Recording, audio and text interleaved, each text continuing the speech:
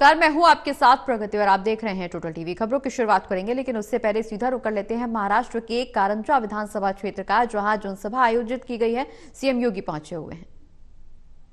आश्रम के श्री महंत श्याम चैतन्य महाराज जी, महंत सुरेश महाराज जी, राजगढ़ आश्रम से राय सिंह महाराज जी, भारतीय जनता पार्टी के वासिन के जिला के अध्यक्ष श्री राजू राजे पाटिल जी, एनसीपी के जिलाध्यक्ष चंद्रकांत ठाकरे जी, माजी विधायक लखन मलिक जी, विजय जाधव जी,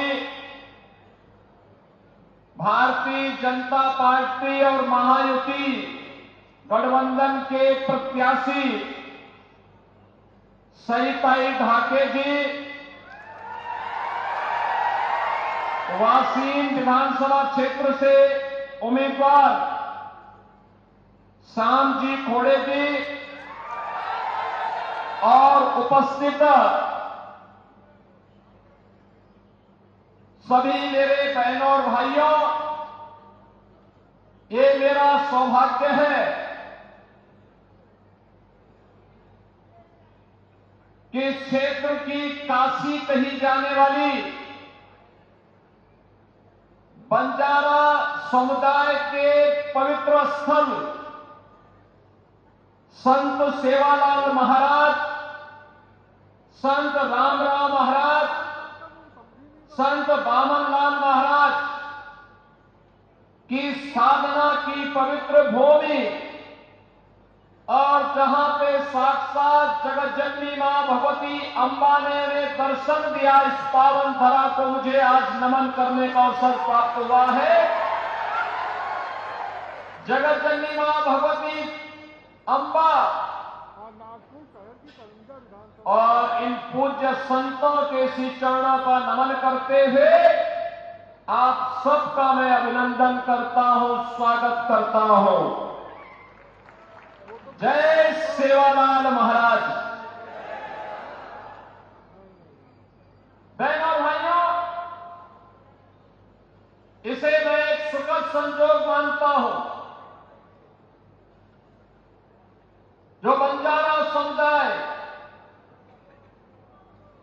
कभी अपने अस्तित्व के लिए जूझ रहा था, आज उस बंजारा समुदाय को प्रधानमंत्री मोदी जी के मार्गदर्शन में सत्ता की, शासन की मुख्य धारा के साथ जोड़ करके बाबू सिंह महाराज को एमएलसी के रूप में भेजने का काम भारतीय जनता पार्टी की सरकार ने किया है। ये कार्य इसलिए महत्वपूर्ण है कि अब बाबू सिंह महाराज के जाने के बाद न केवल इस पवित्र काशी के बंजारा समुदाय की इस पवित्र काशी का सुंदरीकरण करने की भारतीय जनता पार्टी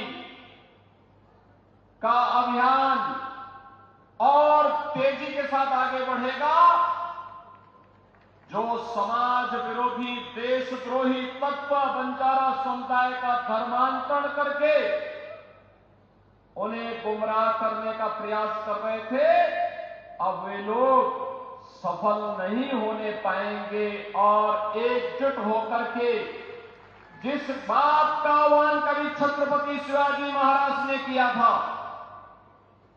जिस कार्य के लिए संभाजी महाराज ने अपना बलिदान दिया था, जिन कार्यों के लिए बाबा साहब डॉक्टर भीमराव अंबेडकर जी ने पूरा जीवन समर्पित कर दिया था, आज उन कार्यक्रमों को मजबूती के साथ हमें कारंजा क्षेत्र में भी आगे बढ़ाने का अवसर प्राप्त होगा। बहनों और भाइयों, इस समय महाराष्ट्र विधानसभा के चुनाव चल रहे हैं और पूरे महाराष्ट्र के अंदर एक और भारतीय जनता पार्टी के नेतृत्व में महायुति गठबंधन कार्य कर रहा है। प्रधानमंत्री मोदी जी का यशस्वी नेतृत्व है। मोदी जी का कार्य पिछले 10 वर्ष के अंदर पूरे देश ने देखा है। बिना भेदभाव के शासन की योजना का लाभ हर गांव को, हर गरीब को, हर किसान को, हर नौजवान को, समाज के हरेक तबके को देने का कार्य हो रहा है। वहीं दूसरी ओर समाज और राष्ट्रद्रोही तत्वों को अपने गले का हार बनाने वाला महाअघाड़ी के नाम पर एक महाअघाड़ी गठबंधन भी कांग्रेस के नेतृत्व में आपके बीच में है।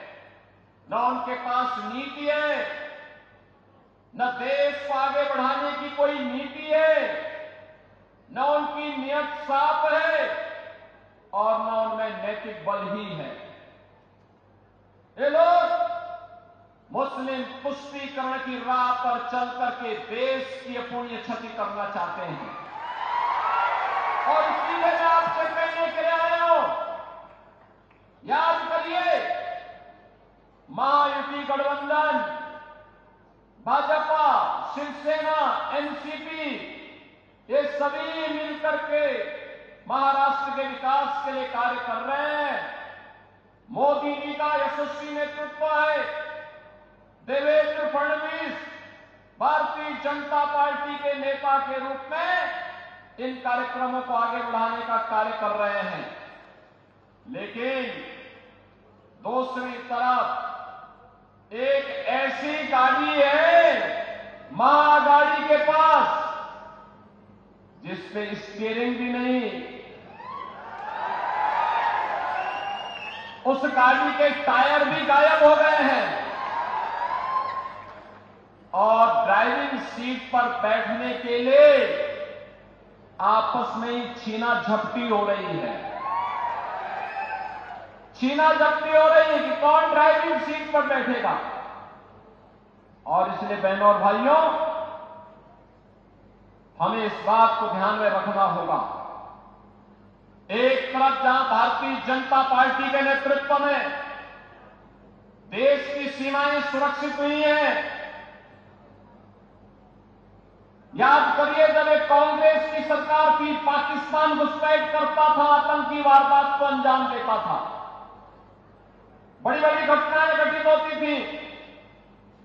हम लोग बोलते थे उस समय कि भाई पाकिस्तान के खिलाफ कार्रवाई करो, तो कांग्रेस का नेतृत्व कहता था कि नहीं नहीं, हमारे संबंध खराब हो जाएंगे।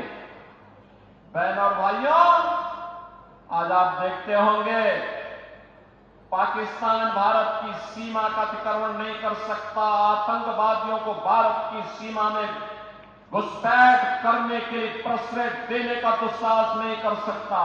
अगर करेगा तो फिर खामियाजा भी भुगतेगा। ये नया भारत है, ये नया भारत है। छेड़ता नहीं है, लेकिन कोई छेड़ता है तो छोड़ता भी नहीं है। सीमाओं की सुरक्षा करना जानता है, अपनी जनता की सुरक्षा करना जानता है।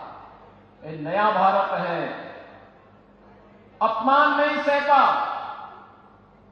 ये नया भारत है, इंफ्रास्ट्रक्चर के बड़े बड़े कार्य हो रहे हैं, हाईवे, रेलवे।